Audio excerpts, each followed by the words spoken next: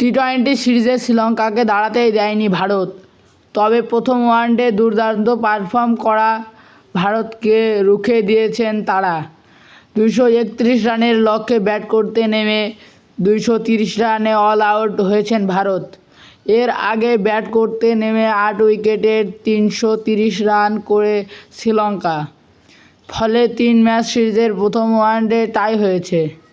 অথচ কলম্বো আর প্রেমাদাসা স্টেডিয়ামে লঙ্কানদের দেওয়া 231 রানের লক্ষ্যে ব্যাট করতে নেমে দারুণ শুরু পায় ভারত। 47 বলে 58 রানের অসাধারণ এক ইনিংস খেলেন অধিনায়ক রোহিত শর্মা। কিন্তু এরপর ভারতের কোনো ব্যাটসম্যান ক্রিজে দাঁড়াতে পারেননি।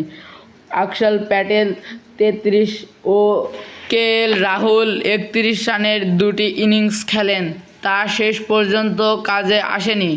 48তম ওভারে ভারতের যখন জয়ের জন্য 1 রান প্রয়োজন, তখন পরপর 2 বলে উইকেট শিকার করেন সফরকারী রুখে দেন এই ম্যাচ দিয়ে শ্রীলঙ্কার ওয়ানডে অধিনায়কত্ব শুরু করা আসালাঙ্কা। লঙ্কানদের পক্ষে সর্বোচ্চ 3 উইকেট নেন আসালাঙ্কা ও সাবেক টি-20 অধিনায়ক ওয়ানদেসু হাসালাঙ্কা।